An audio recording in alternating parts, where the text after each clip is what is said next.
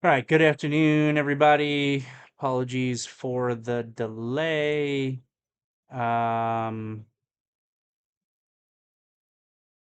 someone can check just to make sure that the YouTuber is working for me. I would one quick thing here on my other screen, and then I can get started. Disclosure is posted. Thanks, CT. All right, I'm an associate member of Teacher Trading Group, which is an SEC registered broker dealer and member of FINRA. All of my trades are placed through Teacher Trading Group. You should carefully consider whether trading is suitable for you in light of your own financial condition. Position disclosure. I got out of TIGR on Friday, that long. Got stopped out of it, made a couple dollars, nothing much. I got a QS today. It basically got to my $9 target. It was close enough into the close where I was like, I'm taking that. And that was a really, really good profitable trade for me throughout the course of the handful of days or whatever that I was in it. So that one worked out really, really well. Let me make sure I just have my longs here and my other shorts in this disclosure. I mean, is AMD in here? No. Is SMCI in here? No. So I'm also short uh, AMD and SMCI. All right. Let's jump in and talk about the market. We closed red today. Who would have thought? After a big gap up in pre-market this morning, SPYs here are down 0.3%. The Qs are down 1.4%. The IWM is down 0.6%. The TLT had a big upside day today, up 1.65%. I'm not 100% sure what to attribute that to. Gold was a little bit green. Oil had a big day today, up 3.5%. Total breakout in this USO. The dollar UUP ETF above 27. That's very notable. Let's see if it holds above 2750. I've been saying, there's been resistance at 2750 in this UUP ETF, and if it gets above there, I think that a little bit of a strengthening of the dollar could potentially begin to negatively impact the stock market. So let's jump in and talk about it in a little bit more detail here. Excuse me. So again, pretty big gap up this morning. Not 100% sure what to attribute that to, except for the fact that the market always goes up. Yesterday, and I did not do the afternoon meeting. Yesterday, obviously, I had to go. But yesterday we had the Europe gap up, and yesterday morning. So I'll recap a little bit of yesterday too, though I'm sure Brant did a fantastic job with it. Yesterday morning, we had a really big gap up pre-market on the Europe deal. And by the time the market opened, it was a small gap up yesterday. And then we actually closed like flat on the day, which you could argue is a little bit of a win for the bears, considering how high we were with the futures on Sunday night and on Monday morning. The fact that we only closed flat, and we had discussed yesterday morning, is the EU deal a potential sell the news event, and we discussed 15% tariffs. What was priced into the market, right? It's not what moves markets, isn't just what happens, it's what happens versus what was priced in. And I had seen a lot of people were pushing for 10% tariffs. It's a 15% tariff. So in other words, it's a higher tax on the US consumer than it would be otherwise. So what was priced in the market at that point, I'm not 100% sure, but I thought that 15% potentially was a sell the news event. And it's kind of what happened. And then today, for whatever reason, we had a pretty decent sized gap up this morning that was once again sold. So it's interesting.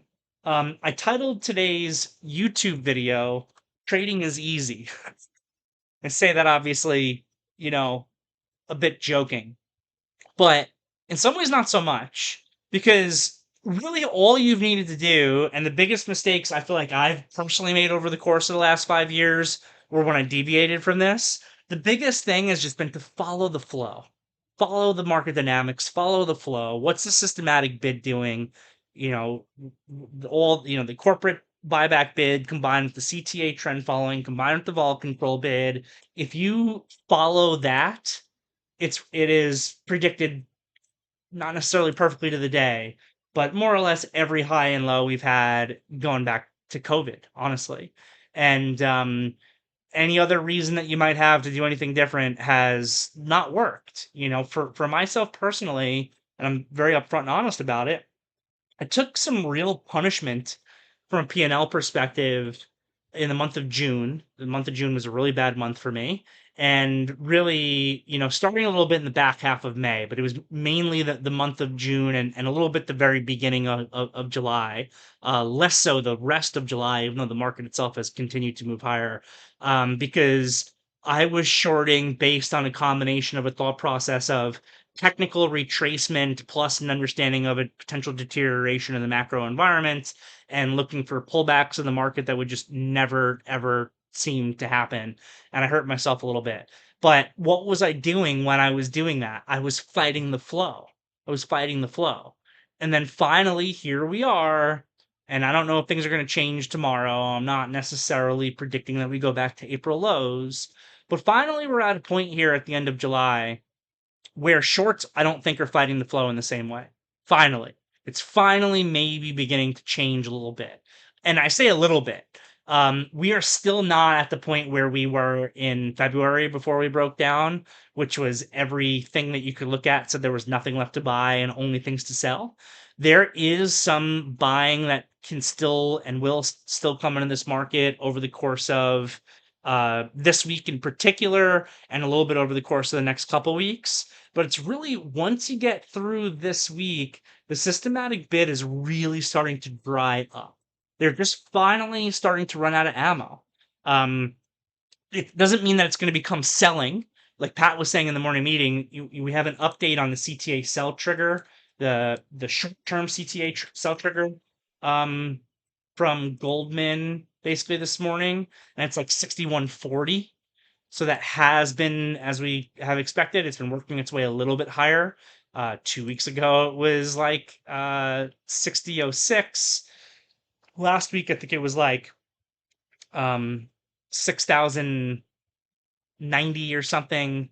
And now it's up to like 6140. So, that's working its way higher. It's still very, very far away from us getting sell triggers and sell flows.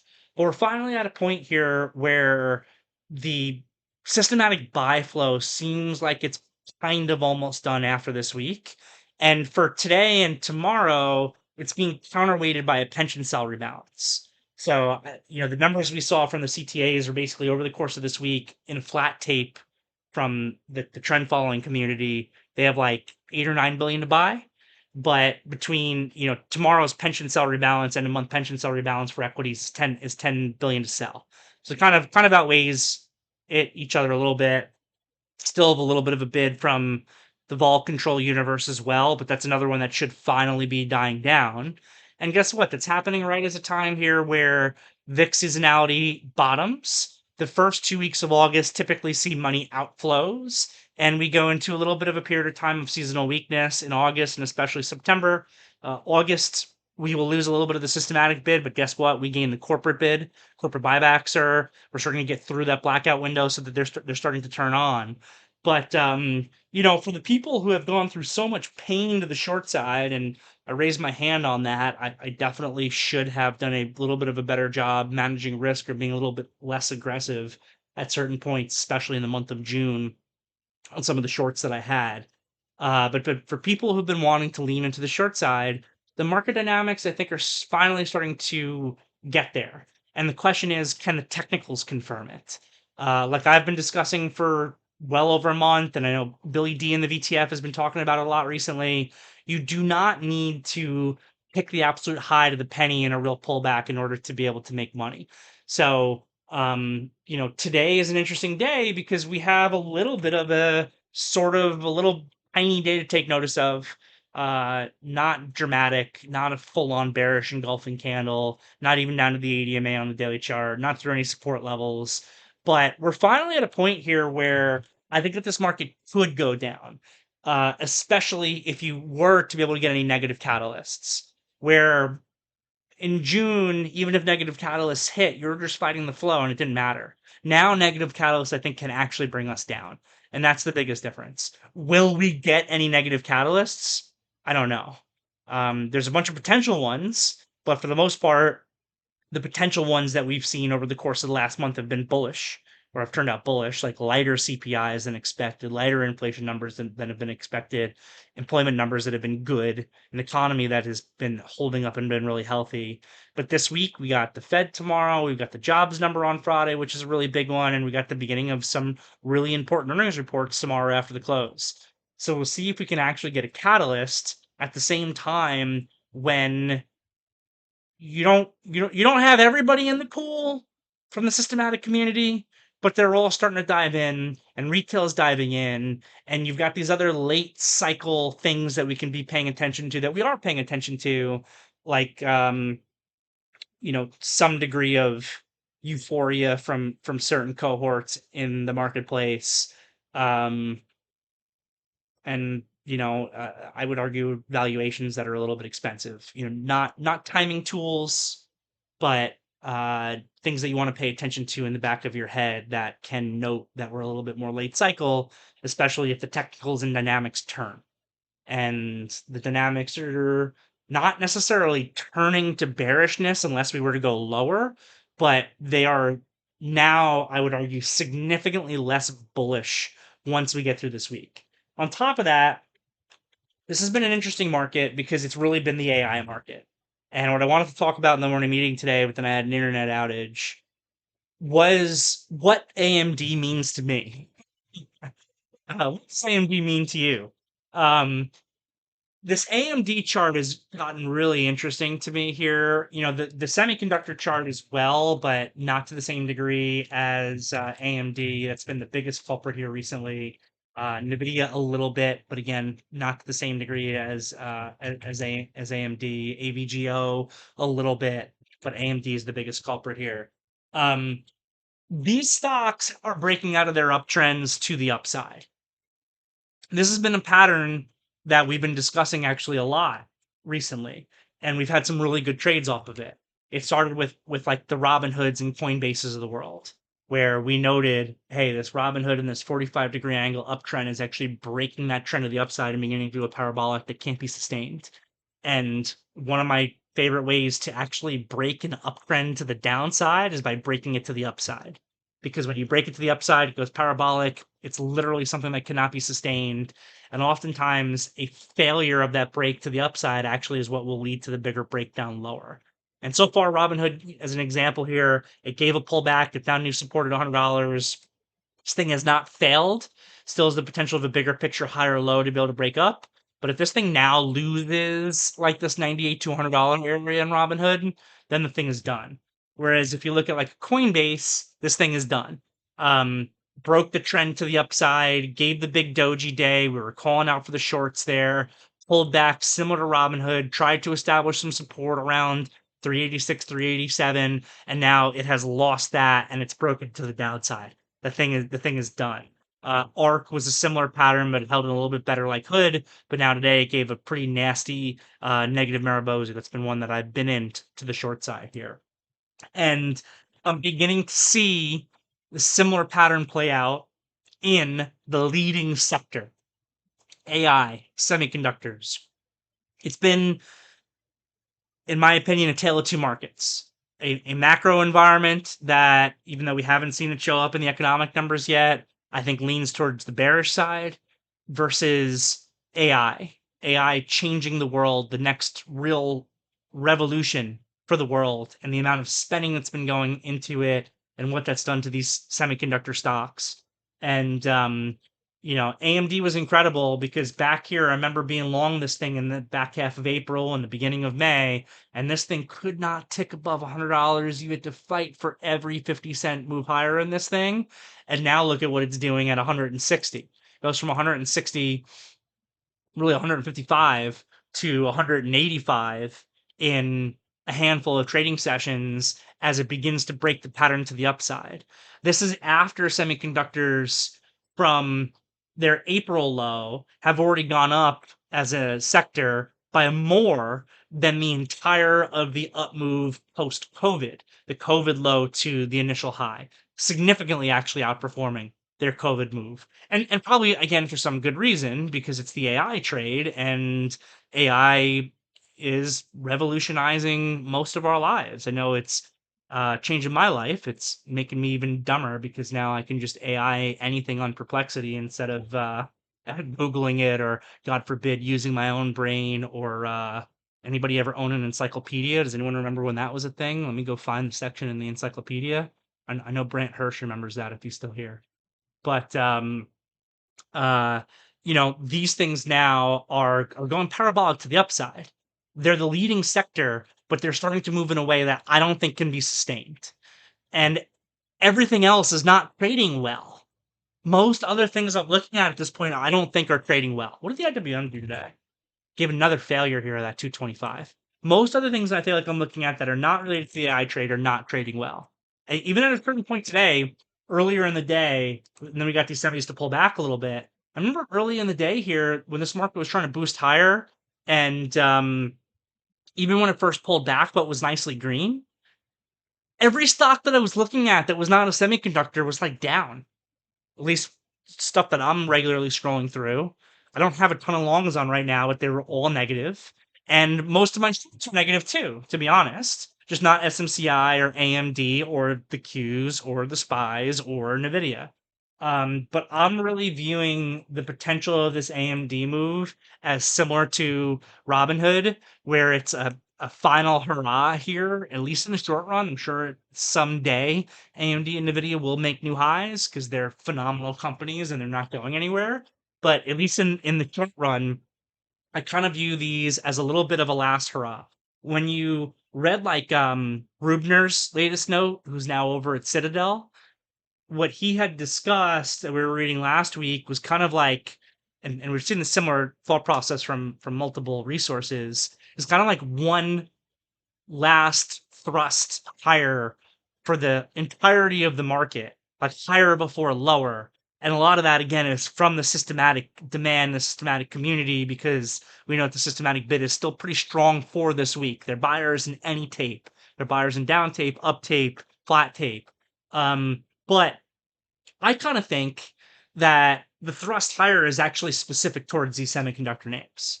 And I really do. I think it's kind of the last hurrah here for the short run. I'm not calling for a bear market. I'm just saying I think that we are ripe for finally, like a real technical price correction of this market. Maybe it turns into something more. It only turns into something more if we really start to see a deterioration of the economic numbers, if we see unemployment really start to tick higher, if we see inflation really begin to tick higher, then it could turn into something more. But I think even without that, I think that we're on the cusp of actually getting like a real price correction here for the first time as we, no surprise, go into a period of VIX seasonal strength, index seasonal weakness, seasonal outflows, um, and a systematic community that is finally just about all in.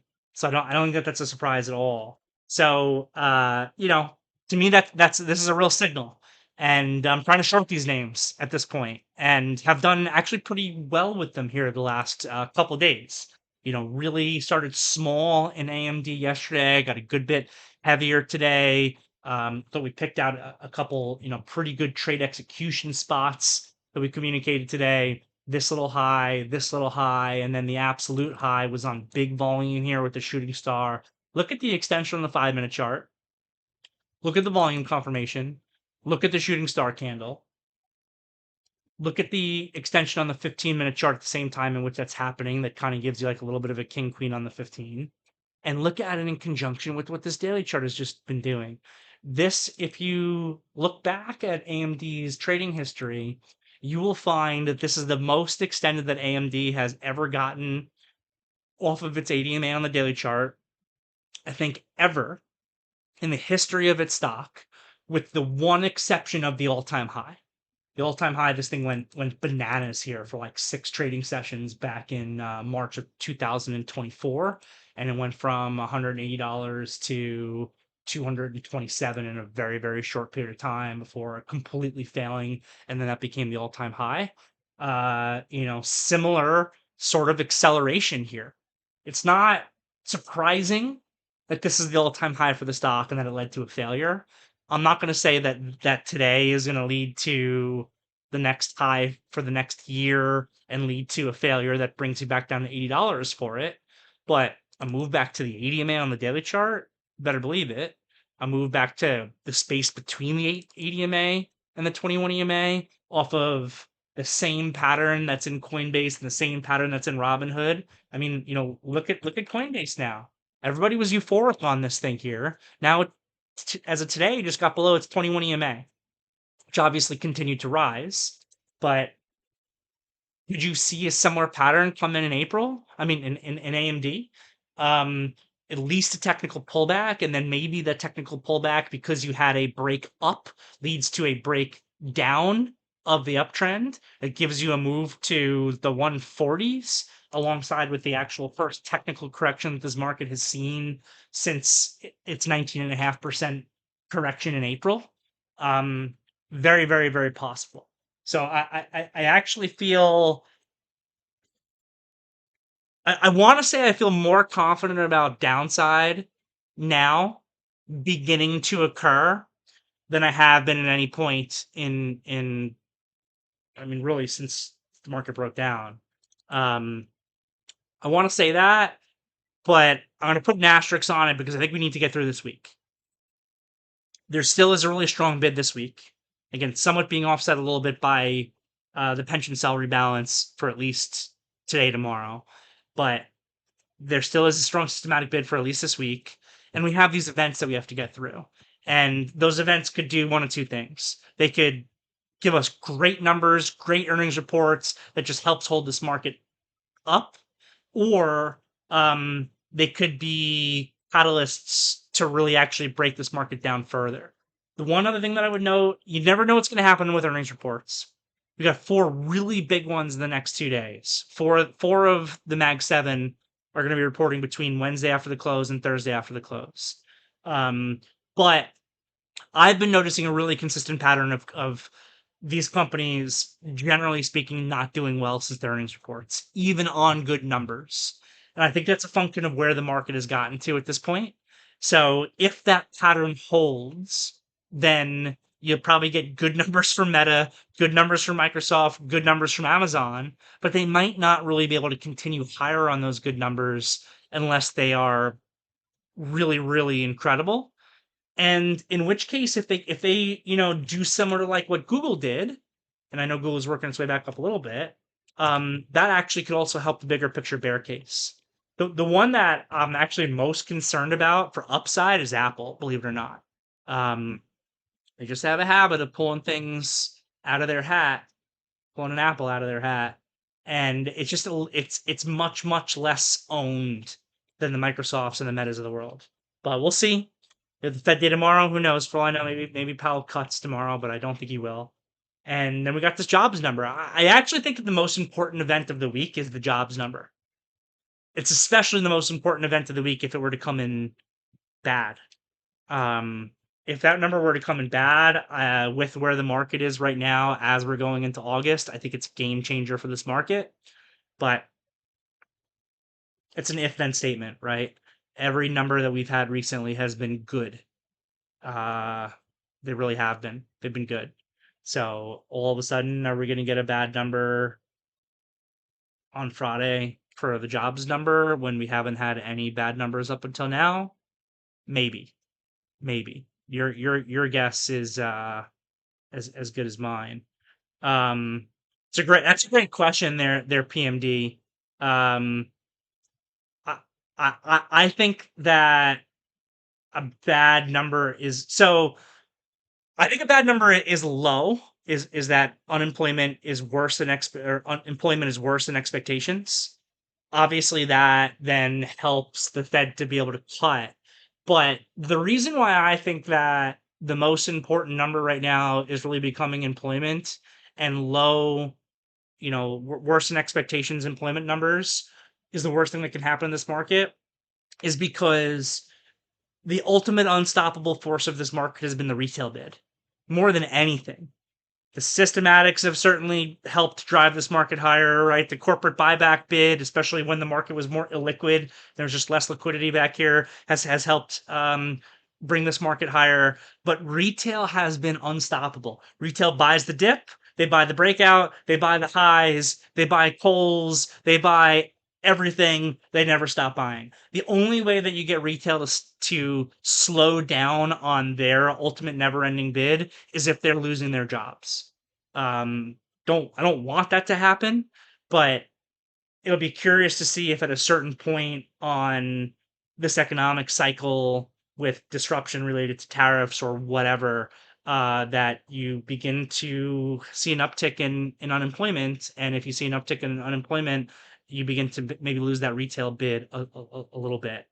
Um, and I don't think that the Fed cutting 25 basis points at a time, because they're probably going to be afraid if you see, especially if you see it with an uptick of inflation at the same time. I think that the Fed, even in the face of a deteriorating labor market, would begin to cut, but I don't see emergency 1.5% cuts hitting us anytime soon when there still is the prospect of inflation coming at the same time.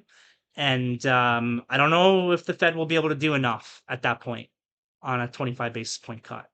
But at the same time as I say that, I can even use myself as a case study.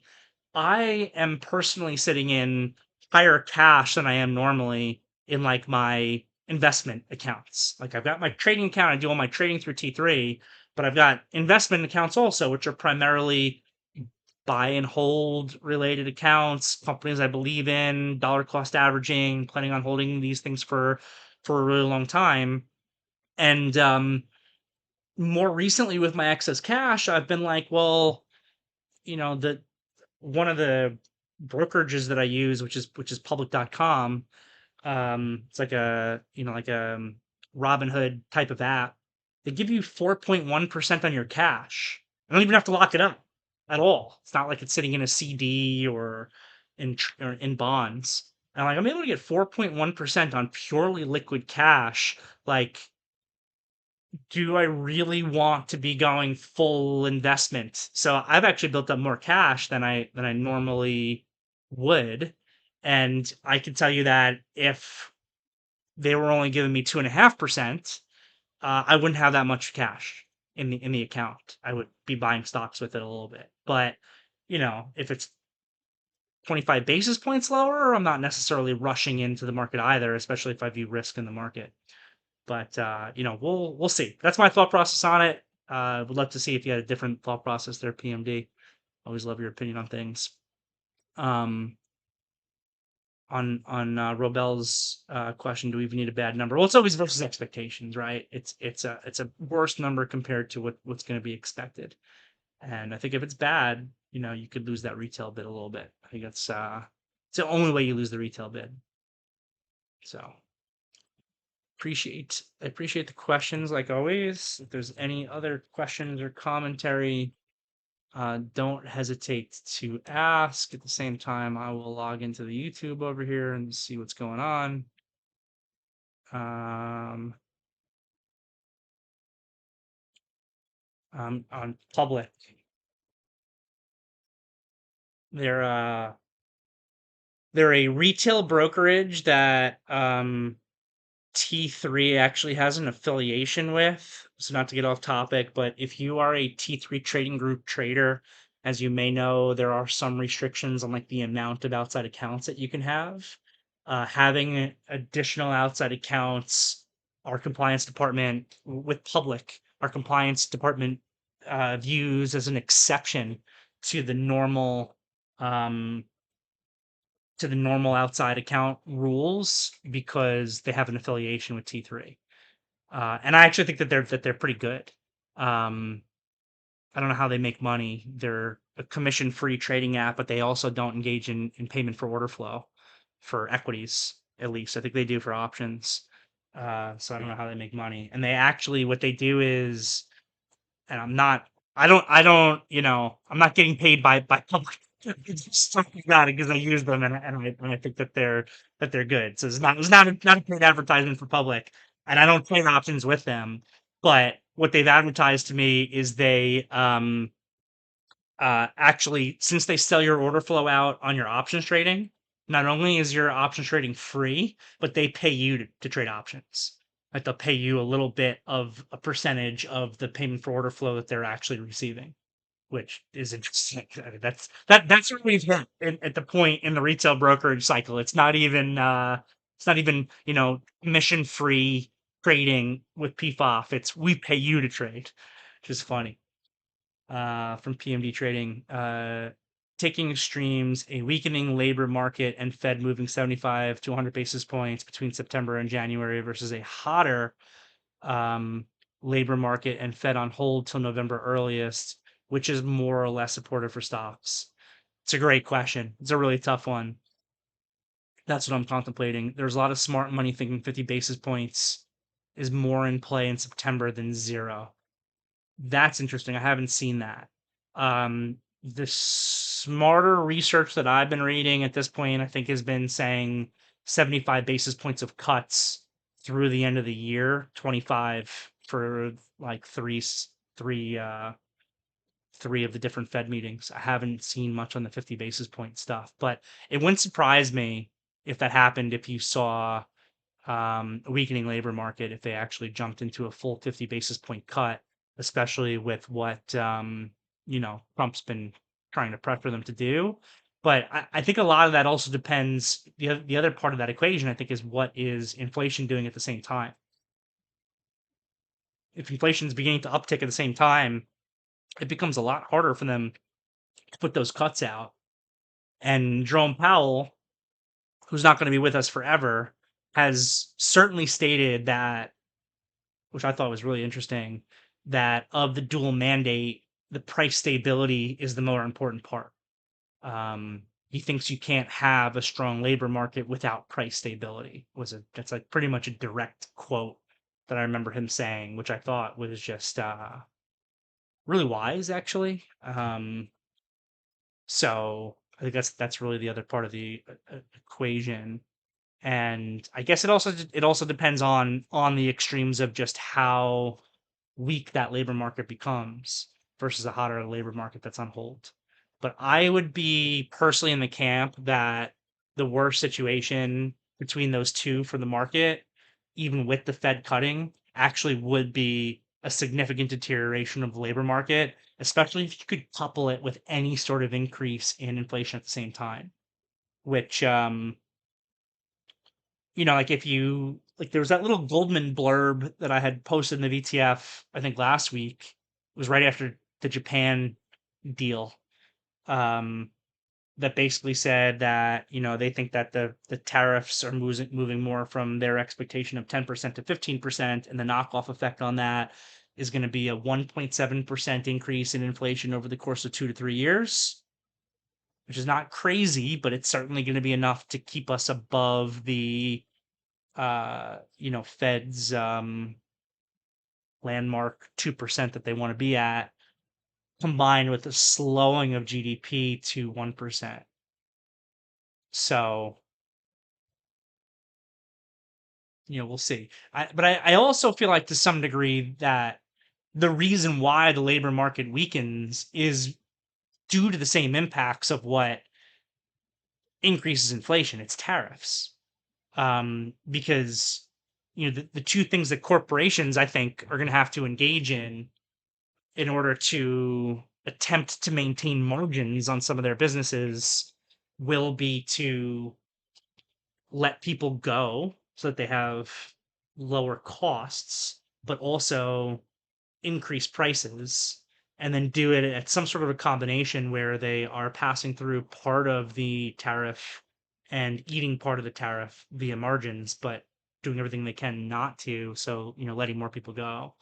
And I still also wonder, which is an entirely separate topic, timing, and it might be very drawn out, timing on AI impacting the labor market.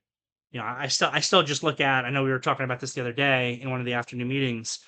I still just look at like when I look at robots and robotaxis and all that stuff, I just view that as less jobs. Um, Robots doing the manufacturing, robots picking you up in an Uber, uh, robots checking out your groceries when you are, you know, at the grocery store. So we'll see. But appreciate the commentary there, especially on the 50 basis point thing.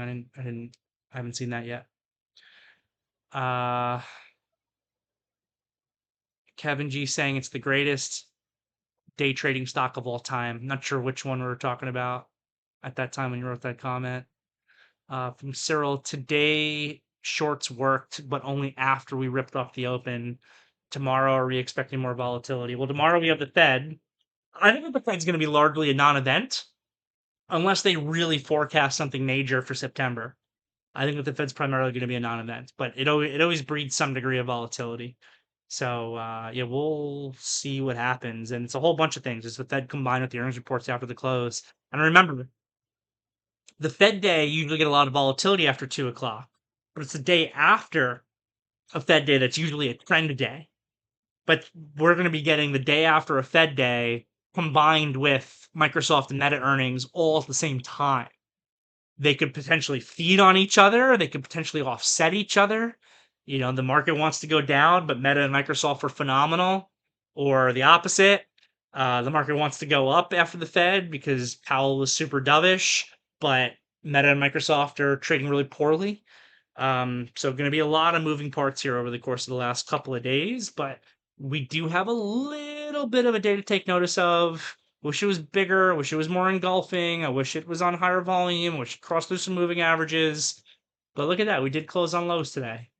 Hasn't happened too many times. With that said, the other times it's happened over the course of the last couple months, pretty much immediately after we're making new highs within a day or two. So we'll see.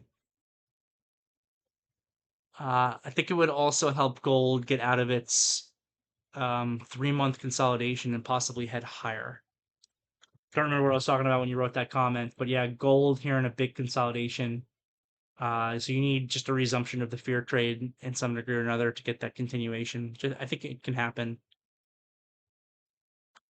Apex Joy saying they can manipulate the jobs numbers, can't they? I don't know. I don't get that deep into the conspiracy theories with things. I don't. I just want to take things at their surface value. I don't think that the job numbers have been manipulated. I remember there have been a few like job the a lot of economic numbers get revised. It's very common. They get revised. Right? I mean think about it. On like August 1st or 2nd or whatever it is, we're supposed to get the non-farm payroll number for the entirety of July. Can they really know that with perfect certainty after just a day or two after the month ended? They can't, I don't think. So they give us the best number and then they revise those numbers over time. And sometimes those revisions can be pretty big. And, you know, the conspiracy theories, the people and the politicians, the people that always want to find reasons to blame one political party or another political party are always going to point towards those revisions as trying to manipulate the numbers at the time in order to make whatever happen. I don't really buy into any of that stuff. I kind of take them at their face value versus expectations and how the market has traded off of it. That's me personally. So I think Friday's number is important. Oh, AMD, the Advanced Money Destroyer. Yeah, it was a really good trading vehicle today. And it didn't close as weak as I would have liked. You know, we have a bit of an upside tail here. I would have liked a bigger tail. Um, but a lot of extension off of the ADMA on the daily. So I'm certainly looking for some further follow through. And I have some stock short. So we'll see. From Kevin was saying if market starts to sell off, we could see the inverse in gold. Yes, especially at first. So I have typically found that in the first stage of a market sell-off, they buy up the safety plays. But if you get like a real bear market, they eventually start to sell things like gold down also. So into the initial down move, if we just get I mean, look, like I said, I'm not predicting that we're going to retest April lows. I actually don't think it's up. I'm going to just say this. I don't think it's 100% out of the equation for us to retest April lows at some point in the future. Just going to leave that very broad based and just throw that out there. But it's not what I would ever predict because I don't make extreme picks in the market. They don't make me money. They help me grab some headlines. Maybe if I want to be on CNBC, I could say something like that. Um, Even though I don't think it's outside of the realm of possibility that we retest April lows, I do not want to predict that. But I am willing to predict that we see a 3 to 7% correction in this market at some point between August and September. Um, that I feel very confident of, and I think that we're starting. I'm just seeing a lot of signs here that are starting to, I think, confirm that. Sentiment, valuation, some of the stuff that we've talked about that aren't great timing tools, but some of the stuff that is a better timing tool, like running out of the systematic bid, potentially today's candle being a day to take notice of that could lead to something more. Might get totally offset by earnings and some of the other numbers, but we'll see. But yeah, thanks for the question and comment. Controlled deceleration is certainly a possibility. The speed of movement in the market to the downside, I think, depends on things like skew and the VIX, like VIX positioning into those moves. You can have a down move that's not, we've gotten, I think, so used to like extreme down moves. Like April, to some degree, even March was a pretty big one, or August a year ago. Like we've gotten used to like some of these extreme down moves, but it is also possible to have, like what you kind of said, controlled deceleration, where you don't necessarily get a massive VIX spike, but you get like grinding lower a little bit in the market. So that's a possibility as well. We have to take it as it comes. I think the technicals will show us, right? So the real question is, when we get a pullback, what does the pullback look like in terms of the nature of it? How deep is that initial move? Do we trigger through any levels that can really change the feedback cycle of the market? If we just, as of today, with everything else that's going on this week and the beginning of August, get a little bit of a pullback to 620 in the spies, that's just a healthy little correction there. It doesn't necessarily trigger anything from the systematic community or trigger a feedback cycle of selling in the market or anything like that. But if you had the beginnings of a pullback that then are met by an event that accelerate realized volatility, that also trigger a rising, CTA trend following sell signal, that's how it turns into something more. And especially if the VIX complex can really move higher with it. So I'm not sure at this point what a correction is going to look like. I want to really see what it looks like when it happens, and it'll be one of those like shocking things where the market's so crazy and us human beings are so flawed. Just with how we think. I just remember at certain points, and I did well in this period of time trading, so I'm not complaining about it. But I remember at certain points in this down move that started in mid-February, where it just felt like the market just can never move higher, right? And now it's been like that, but even worse here because it's been this upside grind where it's like, even though we just dealt with a real sell-off, and I'm not predicting another real sell-off occurs like this, but even though we just dealt with a real sell-off in February, March, and April, does anyone even remember how to trade that? After this 3 months fire here, where now we've just become so conditioned to don't push the downside. If you push the downside, if you try to short that lower high in the market, you're gonna get punished for it. So I've gotten so conditioned. But that's one of the harder parts about trading, but also one of the most rewarding parts about trading when you get it right, I think both mentally and financially, is recognizing when the environment changes and being early to that, especially, and trading with that new environment. Where all of a sudden, this environment has been by every blip. don't ever short for continuation. All of a sudden, it's going to be you're getting punished for buying the blip, and you want to be shorting that lower high for continuation. That will happen again. I think it. I think it. We could see degrees of that here over the course of the next couple months. All right. Um, Kevin saying, "I'm so used to taking longs, I'll need 4 sessions to adjust to shorting." If you can make that adjustment within 4 sessions, you're a pretty good trader. Um, I think one of the hardest things for traders to do, I find it especially for traders who are at like a medium experience level, one of the hardest things for them to do is adjust to new market environments. Um, when you're brand new in the business, you just don't know anything about anything. You're trying to learn everything and trying to learn trade setups and stuff like that. And the big picture's tough. When you hit that medium level of experience, you've learned the basics, you've learned how to make money, you've learned some strategies that have worked for you. But where you get punished, I think, at that point in your career, from my experience, both personally and seeing other people, is how slow you are to adapt to new environments. Where it's like, all right, you're making money, you're making money, you're making money, you're making money, you've been buying every little dip in the market, and then all of a sudden that environment changes and it takes you weeks to adapt to the fact that the environment has changed. So if you can do it, relatively quickly within a couple trading sessions, then you're doing a phenomenal job, in my opinion.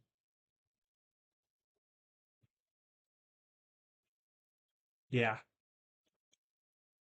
Yeah, it's been, this market environment's been one for the record books. I know I said that a lot, but this entire calendar year of 2025, a lot of records were broken on the downside. Speed of movement, velocity of movement, degree of extension, records were broken. And now we've started breaking all these records on the upside. Amount of you've all seen the headlines. Amount of days above the 20 simple moving average for the Nasdaq, second highest in history, um, things like that.